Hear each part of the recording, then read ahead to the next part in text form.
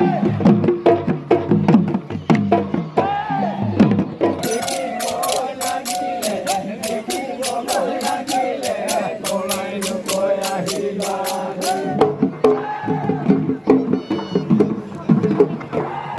মই কৃষ্ণ শদিয়া। মই বৰ্তমান আছো ধাদুমত আৰু দেখিবলৈ পাইছে আপোনালোকে সোণোৱাল কছাৰীসকলৰ যি বাইথ মন্দিৰলৈ যোৱা মূল গেটখন। আপোনালোকক প্ৰথমেই বাইথ মন্দিৰলৈ যোৱা মূল গেটখনৰ পৰিৱেশ দেখাবলৈ চেষ্টা কৰিছো। মই বৰ্তমান আপোনালোকক দেখাবলৈ চেষ্টা কৰি দেখিবলৈ পাইছে দুই কাষে খুব সুন্দৰকৈ তেলৰ চাকি জ্বলিছে আৰু আপোনালোকক দেখাবলৈ চেষ্টা কৰিছো। মূল গেটৰ পৰা আপোনাৰ দূৰত্ব হ'ব 9 কিলোমিটাৰ আৰু আপোনালোকক ওচৰত গৈ মন্দিৰৰ প্ৰাংগণৰ দৃশ্য দেখাবলৈ প্ৰয়াস কৰিম।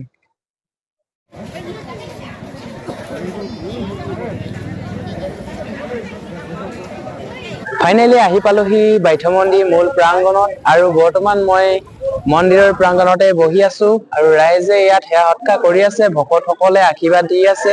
সকলোকে অলপমান ভিডিঅ'টোৰ মাধ্যমে দেখাবলৈ চেষ্টা কৰিম। আজি আমাৰ সোণোৱাল কছাৰীসকলে কেনেধৰণে নিয়ম নীতি কৰে আহকচোন চাওঁ।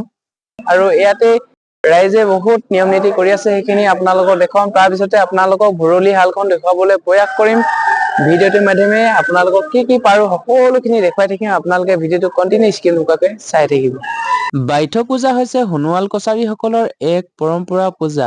দেওবাৰে দেও নমোৱা হয় আৰু সোমবাৰ নিশাৰ পৰা বাইথ মূল মন্দিৰত ৰঙা পক্ষীৰে আৰু ভুৰলি হালত বগা পক্ষীৰে কিছু নিয়ম নীতি কৰা হয়। এইফালে দেখিবলৈ পাইছে 33 কোটি দেৱতাৰ কাৰণে কিছু নিয়ম নীতি এনেধৰণে কৰা হয়। মঙ্গলবাৰে পুৱা আকৌ বৰ বুলি পূজা কৰা হয়। মঙ্গলবাৰে বৰ বুলি হোৱাৰ পিছতে সকলোৱে অলপ সময় কাৰণে জিৰণি লয়। মঙ্গলবাৰে 11-12 বজাত মূল মন্দিৰত গাঁৱৰ বুঢ়া জ্যেষ্ঠসকলে এনেদৰে হাইদাং গীত পৰিৱেশন কৰে আৰু সেই দিন ধৰি সোণোৱাল কছাৰীসকলৰ বিহু নমোৱা হয়।